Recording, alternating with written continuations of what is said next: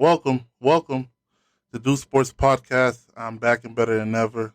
I know, I know. It's been a while, but I'm sorry. I want to formally apologize to everybody for the lack of podcast being put out. Um, you know, Especially with it being a new podcast, and and then having me launch it, and then I go straight dark, zero dark 30. But like I said, man, one thing I will say, having a wife and three little kids is a lot harder than I thought it was gonna be. It takes up a lot more time than I thought it was going to take. Not gonna lie to you folks. My name's Alvis Deuce. If you don't know me already, and I'm your host of the Deuce Sports Podcast. And I launched this podcast like maybe not too long ago, 3 months ago, and I'm ready to go. And then my third child came not too long ago in June, and we're about to be in September. So that shows how busy I really am. Um, but I'm gonna make a more of an effort to come to you guys, more of an effort to put products out. If you don't, I'm also work 40 hours a week, sometimes up to 80 hours a week as well. You gotta also remember I'm doing this all on me. I'm not sponsored by anybody. I'm not employed by any media company yet. So this is all me doing this myself with with a house, mortgage, bills, a wife, three kids. And so it's a lot. I got to take care of that. Plus, on the side, do my production with the Do Sports Podcast, which is all me, nobody else. I have no team. It is just me. And also, I try to find time also to do a radio show once a week on Hosanna Radio. To do sports show. I try to simulcast it within this podcast as well. So I got a lot of stuff on my plate, and I'm still in school trying to get my bachelor's degree in communications, and then try to eventually get into um, to school to really get into this journalistic world, get my name out there, really learn the craft of this business. And I'm driven, and just want to let you guys know, man, like, I'm really into this, and I really want to do this. And it's just, I got a lot of stuff that I'm just learning how to adapt. And I don't have an agent, I don't have a planner, I don't have an assistant that's helping me out like the big guys and whatnot. It's all me, and I'm just trying to learn how to do this, man. I'm really trying to learn how to just navigate through this, all by myself at this current moment. As things move forward, things get better. And I could, have a team or whatnot, do sports productions. You never know. But I'm very passionate about this, and I'm here to let you know, man, that I wasn't even here to talk to you about the finals and who won the championship and whatnot. If I'm not mistaken, I don't even remember. That's how busy and how really, you know, you know, how much time is really limited at this current moment. But I'm going to make time because we got to grow, we got to move forward, and we got to get this ball rolling. We got to continue. I got to continue to, we got to continue to get into this content and really move forward, with this podcast and whatnot. So I'm here, man. This is my, I'm so busy. Even today, I'm so busy. But guess what? I got to find time. I have to find some time to get on the podcast. You know what I'm saying? And I'm here. Just let you know, man. This is the Sports Show, man. Thank you for tuning in. Thank you for listening. Thank you for hanging on. Subscribe. I'm on all major platforms. And yeah, man, it's not easy. And anything in life is not easy. Anything you try to do, just know that there will be, you know, some attrition along the way. You got some people who get lucky. You got some people who are blessed with nepotism. You even got some people who are blessed with favoritism in whatever organization where they don't have to go through the trenches like other people got to go through, and they just go skip the line and go to right where they need where other people are fighting to get to. You know, it's that's part of life. There's some people who receives that silver spoon, and you got some other people who have to just get through the mud, man. Get it from the mud, get it through the mud. You get what I'm saying? So yeah, man, I'm here, man. I'm just, man. It's tiring, man. I'm not gonna lie to you. It is. It really is something that I didn't expect. You know, having three kids, and shouts out to my family. If I don't know how I'd do it without my family, my mother-in-law, my cousin-in-law, my sister-in-law, my brother, everybody, and also my mother, my father, my brother and sisters as well. I don't know. My sister-in-laws and up in West Palm, and my brother up in West Palm. Like, if you don't know, I live in Miami and whatnot. But it's a village. It really takes a village when it comes to raising a family and raising kids. I'm just letting you know that right now.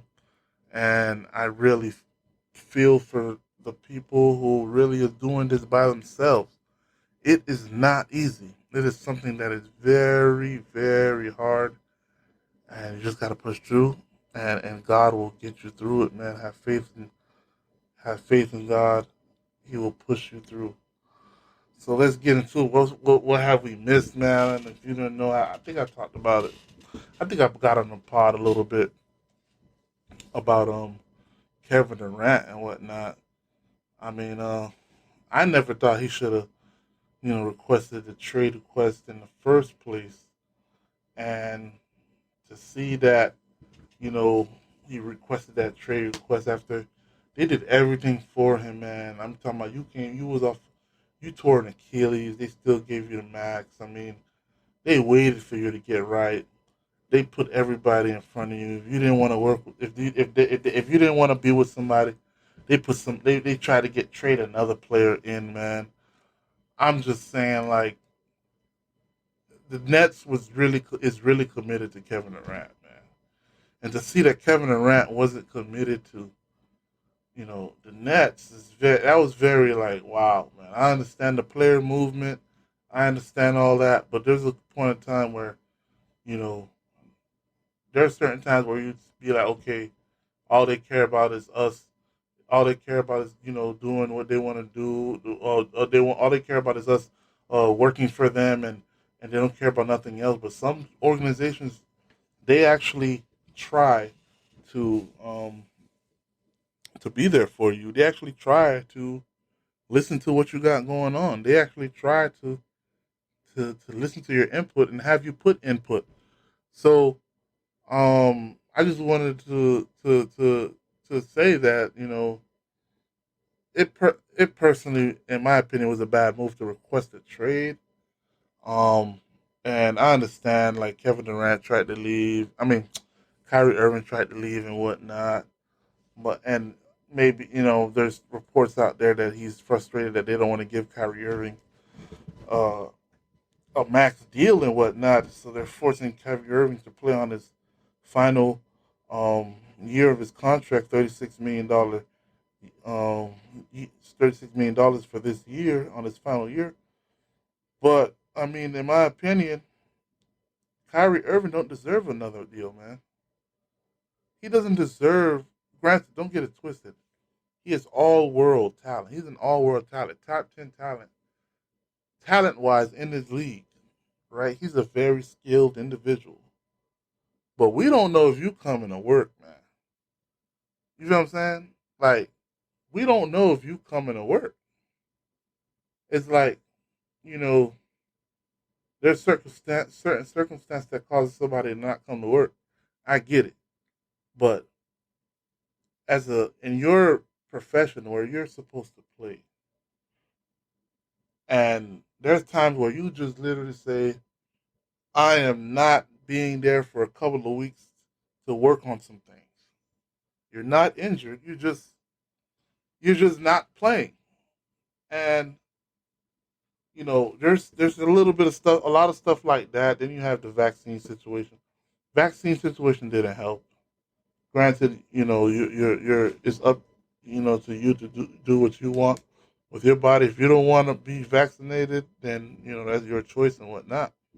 But it did hurt the team. You know what I'm saying? It did hurt the team, and that's your body. Look at Andrew Wiggins. Andrew Wiggins, he did not want to get vaccinated, but he got vaccinated and he became a better player, and now he's looked at across the NBA as a better player than he was looked at the year before. Granted, so what it did, I know people listening to me, what are you trying to say? Do it for the people? I'm doing this for me. This is for my family. This is how I feel. This is my body. I understand all that. I'm not saying that go ahead and do what Andrew Wiggins did. All I'm saying is Andrew Wiggins also didn't want to take the vaccine. He took the vaccine, became a better player, won a championship. Now he's looked at as one of the better players in this NBA.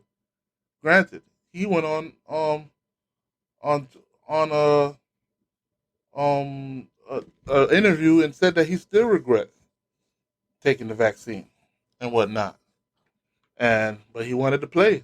So there's a lot of situations and that comes up where you don't want to take the vaccine, but they're forcing you to take the vaccine to do whatever activity that you really want to do. And at this point, you say, you know what, man, is this vaccine really that harmful for me? Everybody else, I see the ticket. They're doing all right. Let me take it. And that's what happened. So I'm not saying that's what Kyrie Irving should have did, but, that situation did not help. Now, you also have a situation where, you know, you got stuff going on with there's reports out there with him and Steve Nash and all these other stuff going on. Like, I mean, my thing is that's your fault. That's Kevin Durant. I don't know who else had a hand in it, and Kyrie Irving or James Harden. You guys had a good coach on that team already before y'all even signed with the Brooklyn Nets. Kenny Atkinson was on that team. He built that team up from nothing, no draft picks, nothing. And that team before Kevin Durant came in, that was already a playoff team with D'Angelo Russell and all the other young players that was on there, and he did a masterful job with that team. That is what made Brooklyn an attractive destination, in my opinion. And that, in my opinion, is why y'all decided to come to Brooklyn. Because it was an attractive destination. It had young talent that was there. And it was something you guys could build off of. Kenny Atkinson did that. And for him to not even receive an opportunity to coach you guys, that's, in my opinion, that was messed up. And that was just flat out wrong. And then you go ahead and fire him. Then you bring in Steve Nash. Steve Nash, my top five point guard in my regard of all time, maybe even top two, right?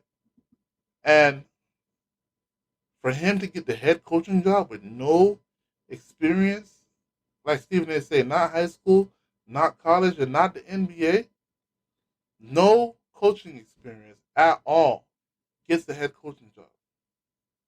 I mean, if that's not favoritism or nepotism, I don't know what is. So, it's stuff like that happens where, okay, playoffs is on, and you have there's a crucial play that needs to be made, a crucial play that needs to be drawn up, and guess what? Steve Nash, granted, was a two-time MVP. He just don't have that play right now. He's still learning as he goes. He's still, really, you know, is still learning his game, learning on the go with that job. And, you know, in my opinion, like, granted, in a couple years, he'll probably be a better coach as he was, as he is today or yesterday. But it takes time to really learn to position. It takes time to really learn how to be a head coach. For example, I'm not gonna lie to you, Jason Kidd is 10 times the coach he is than he was when he first started. Overall, I forgot what team he started at. He started coaching at, if I'm not mistaken, the Brooklyn Nets. I don't know what's up with Brooklyn Nets. The Brooklyn Nets have a knack of hiring players, former point guard, all star, Hall of Fame point guards, and just giving them the head coaching job, like off the rip. Because now that I'm thinking about it, Brooklyn Nets hired Jason Kidd and gave Jason Kidd his first job off of no coaching experience, straight from retirement. So, and you already seen how that turned out. He made a stop to Milwaukee, and that flamed out as well. And then he, guess what? He became a assistant coach for a couple of years, sitting back and learning the game, learning from other head coaches. And guess what? Now he's back as a head coach again with Dallas, and he is an amazing coach now. He is 10 times the coach he was back then, and that's what's going to happen with Steve Nash. Steve Nash is still learning the job, man. He is still learning the job, and to put him in a position to coach superstar players to get them to the finals to try to win a championship, quite honestly, is a disservice to Steve Nash. Steve Nash should have been coaching a team that's up and coming, where they were learning how to coach together. Hey, he's learning how to coach. They're learning how to play. They would have grown together. But to just put them in a championship ready team with no coaching experience is just mind boggling to me. I felt like Kenny Atkinson paid his dues. Kenny Atkinson showed you that he had the chops. Kenny Atkinson showed you that he can coach his butt off. And he was ready for that opportunity to coach Kevin Durant, James Harden, and Kyrie Irving. You just had to, as players, had to adapt to a system. Now, okay, you get to a point where you say, I don't want to adapt to anybody's system. I want them to adapt to me. Okay, you want somebody adapting to you, and that's what you did. You got him fired and got Steve Nash to come in there. And guess what? In second round in the NBA playoffs, you stuck like Chuck, getting out coached by the other coach, who's been an assistant coach for literally 8 to 10 years. Ime Udoka. I watched Ime Udoka be on that bench for Coach Popovich for years upon years upon years.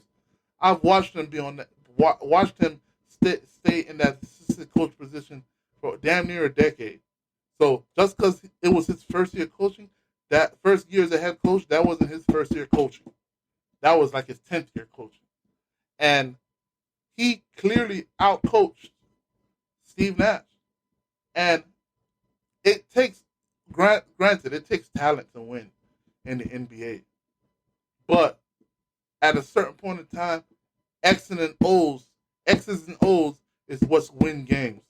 And at that current point in time, Kevin Durant and Kyrie Irving needed something to be drawn up to affect the Boston Celtics defense. And they just couldn't do it because Steve Nash was just starting out coaching. Like he's still learning the game. So now, um, so now you're in a situation where everybody's frustrated. But my thing is, you shouldn't be frustrated at ownership or anybody like that. All they were doing was just giving you what you want. You came to Brooklyn. They said, listen, man, blank check, whatever you want, whoever you need, we're bringing them to him. We bringing him to Brooklyn. DeAndre Jordan, right? Come on, man. Like, what's up? And then after that, you turn around and say, I'm leaving. They just give you a 4-year, $190 million deal. Nah, bro, we ain't doing that, bro. Like, I understand this LeBron James era of player movement and players are boss and whatnot. I get all that. Yeah, that makes sense and stuff like that. But at a certain point in time, you got to be a professional. And you signed that deal for 4 years, $190 million, and you didn't even let the paint dry on that contract, and you asked out. No, we're not doing that. That's that. At a certain point, that's not fair to the organization, because at that point in time, the organization was doing right by you. So after all that, he requested a trade. I'm not gonna lie to you, man. Rudy Gobert got traded for 5 first-round picks and a couple of players. That right there is what set the market up for this Kevin Durant trade. So it had to be the starting point had to be 5 first-round draft picks for any team that wanted to trade for Kevin Durant. Any team that wanted to trade for Kevin Durant, the starting point had to be 5 first-round picks. If it wasn't 5 first-round picks, hang up the phone. Period. Point blank. Hang up the phone. So now we get to this point where there's stalemate. Nobody wants to give up 5 first-round picks because they're looking at it like, man, that's not a normal trade. Normally, people don't get traded 5 first-round draft picks. We don't know what Minnesota was thinking, but we cannot allow Minnesota to reset the market that way. But guess what? You're mad that that Minnesota did that deal, but guess what? That did reset the market, and that's what Boston was looking for. They weren't going to give it up. And big ups to Sean Marks for saying, you know what? If I don't get a deal that's historic, you're not getting traded, my brother. And I'm thinking, because normally we've get into a situation where, all right, even though we don't get what we want, we got to trade the man, and just to get rid of the headache. And I'm kind of happy that Brooklyn stood tall. Brooklyn was like, listen, ain't nobody trying to really play ball with us, man. We're not trading you for $40 on us, 40 cents on a dollar. We're not doing it. No way. Because guess what? Organization looks bad. The GM gets fired probably. The head coach probably gets. It's a disaster. Listen, man, we look better standing tall and saying we don't have a trade and trading you for 40 cents on a dollar. That's where it came down to. And it got to a point where, you know what? I guess Kevin Durant and his business partners and whatnot, they came to the realization and said, you know what, let's go sit down and everybody sit down at the table and let's really talk out this frustration so we can see if maybe we can move on. And if you have heard Brooklyn, it says Brooklyn Nets, Kevin Durant meet and agree to move forward after Star trade the man. On ESPN story, it says Kevin Durant staying in Brooklyn, according to the statement from Nets general manager Sean Marks. It says Coach Steve Nash and I, together with Governors Joe Tsai and Clara Wu Tsai, met with Kevin Durant and Rich Kleiman in Los Angeles yesterday. Marks said in a statement, we have agreed to move forward with our partnership. We're focusing on basketball with one collective goal in mind, build a lasting franchise to bring a championship to Brooklyn. Durant initially asked for a trade on June 30th and reiterated that the desire in the meeting with Josiah in London earlier this month. Sources confirmed to ESPN during the meeting Durant wanted Tsai to choose between him and the brain trust of Nash and Marks.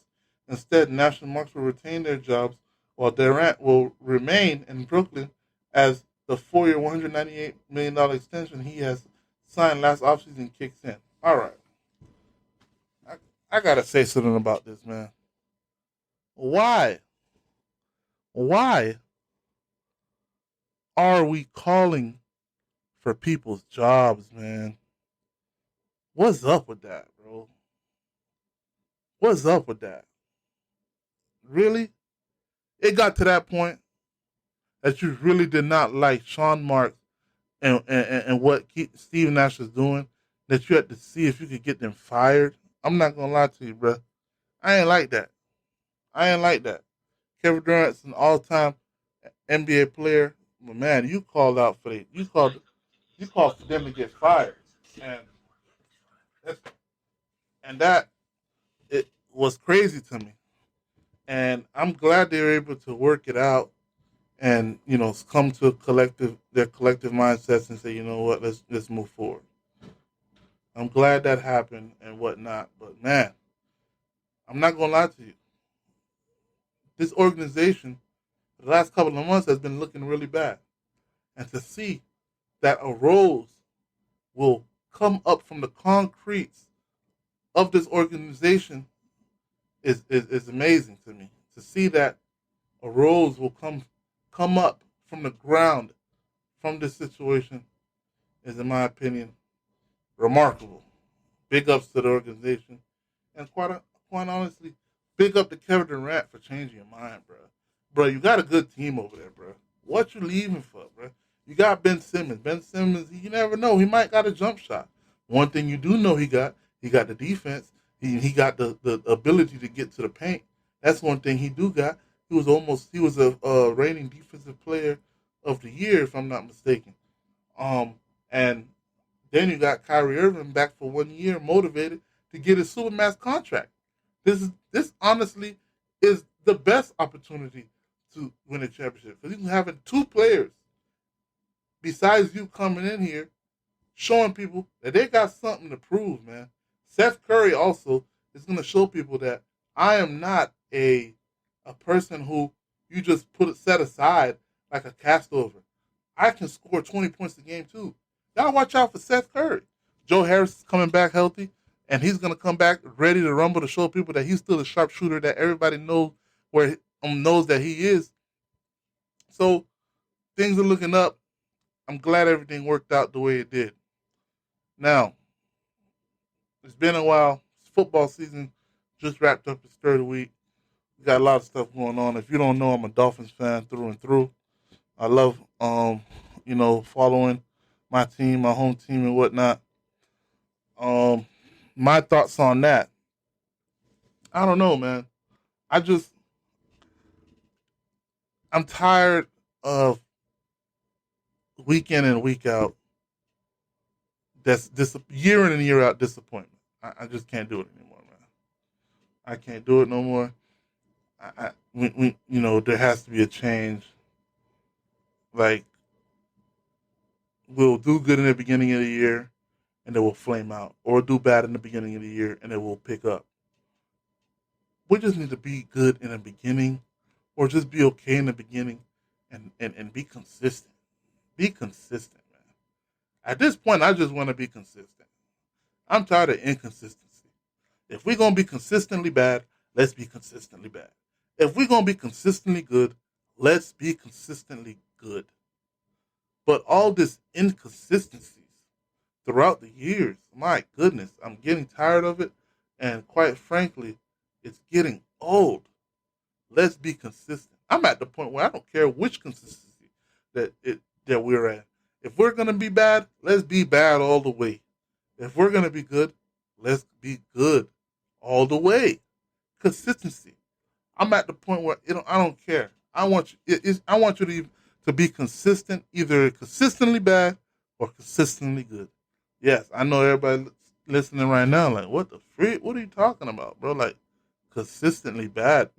Listen, man, if you've been watching what I've been watching the last 2, 3 years, you would be racking your brain, like, what's going on? Like, it's like, it's too much. It's too much shortcomings, too much almost there. Then, like, it's too much of that, man. It's time to turn a new leaf, a leaf of consistency. So when I say a leaf of consistency, a consistency across the board. If we're gonna be really bad, let's be all the way bad. If we're gonna be really good, let's be all the way good, right?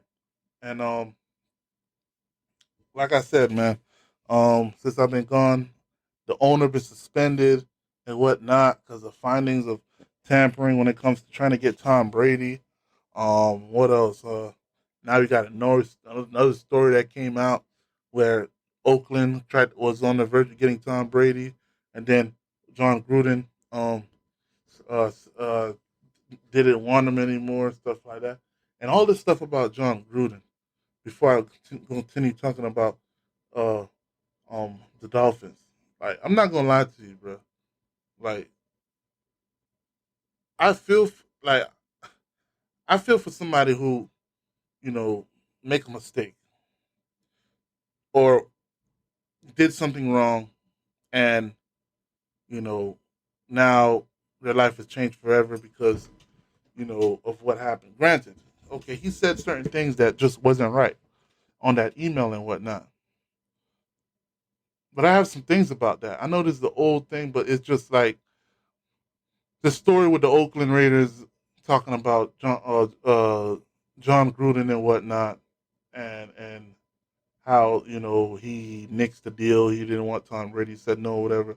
Granted, if that's the truth, that's kind of crazy because you could have got Tom Brady and whatnot, and you chose Derek Carr. Granted, I understand all that. Man, what he did was wrong. I get it. I'm the first to say that what he did was wrong. Was his character a bit hit with that? Yes, because now people are looking at it like, yo, this is the type of person he really was the whole time. Listen, all he can do is apologize for that situation because it's in black and white. This is what you said, right? He has to live with that, right? But y'all can't go around acting like the man didn't do a really good job on Monday Night Football, bro. That man set the bar on Monday Night Football. And I'm a person who like watching football. I'm the person who listens to radio sports journalism on and sports radio and sports television, sports broadcasting, televised broadcasting and whatnot. I'm not gonna lie to you, man. When Jon Gruden was on ESPN Monday Night Football, man, he was on top of the world, man. The man was a beast on Monday Night Football. You can't deny that, man. I'm not gonna lie to you. My best time watching Monday Night Football was with Jon Gruden. I'm not gonna lie to you. The man was a beast. The man was amazing, and it kind of hurts me to see the down spiral that he's come down to from where he was at to where he's at now. It's freaking it's crazy how much of a 360 his life has changed to. That's crazy to me. Granted, maybe granted deservedly so based on what come out on the emails and stuff that he said and whatnot. Okay, cool.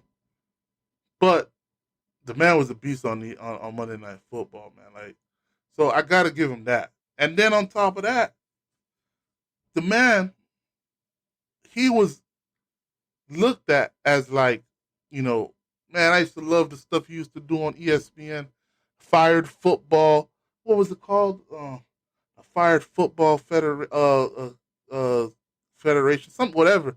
During the summer, we used to watch him work with quarterbacks on TV and whatnot. Man, it was that stuff was very nuanced, very creative. The Fired Football Federation, whatever it was called. He was on every commercial. The man was very entertaining. I'll give him that, man. And it's sad to me to see where he's at right now. Granted, deservedly so, based on the emails that came out of what he said about the NFL president and whatnot. That's wrong, and I'm not condoning that. And you should receive what you have received. You know, based on all those stuff that you were saying. Whatever comes to the light, whatever is done in darkness will eventually come to the light. That's what the Bible says. That's what I believe in. So that's what happened. He just going through what that's the repercussions of what you did. Now, I got another question though. That email that was leaked under his name, that what his name was leaked and whatever, there were also reports that the Washington football team, there was stuff about the owner. That stuff never got leaked. Why did Jon Gruden stuff got leaked, but then that stuff never get leaked? I don't understand that. To this day, I don't understand why the Washington football team owner, his dirty laundry from those emails never got leaked. But that's neither here nor there. That's something that I always thought about. I just didn't think that was you put the man stuff out there, but then Washington football Commanders owner, his stuff gets sealed and signed and delivered and to secrecy. He ain't going anywhere. Like ain't not going that. How does that work? How is a part of the emails, a part of the stuff come out for him, but then for the owner, stuff don't come out for him? That doesn't. That how does that work? So that's something that's always been on my mind. But that's all I had to say with that. Now, when it comes to the Dolphins, like I said, either you're consistently good or consistently bad. I'm at that point right now. I'm not having any expectations. Like I said I said this on my radio show a couple of years ago. You got to show me, man. Show me that you're a new team. I'm tired of year in and year out that we're going to go to the Super Bowl. We're doing this, we're doing that. I need you to show me you're a new team now, man. Show me that you're elite. So that's where I'm at with that. Tua is this year or no year, man. If you don't do good this year, you're out. You got Teddy Bridgewater waiting in the wings for you. And believe it or not, we also got Skylar Thompson waiting.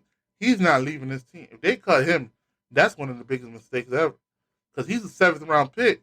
They just took him as a flyer, see if he could be the new practice squad QB. He can't be the practice squad QB because that man's an NFL quality quarterback. And he has to, if you put him on a practice squad, he will not last the day. Within the hours, he will be signed by a team and be on the 53-man roster within hours. You're forced with giving Skylar Thompson a backup quarterback spot.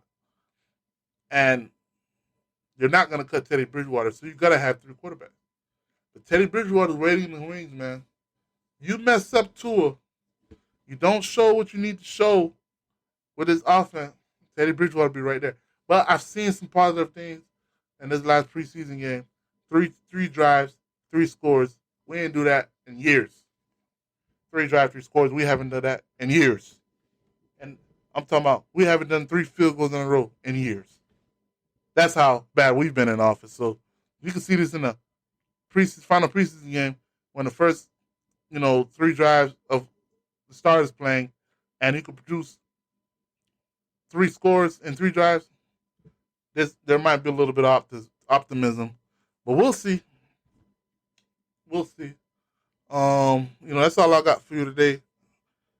Thank you for tuning in once again. I'm gonna get these things rolling. Like I said, got family stuff going on, and just trying to get my feet, up under me with everything I got going on. But thank you for tuning in. This is Deuce Sports Podcast. My mouth is Deuce, and I'll see you. I'll try to get another pod in within the week. So stay tuned. I'll be around more frequently than I have this Deuce Sports Podcast. Signing out.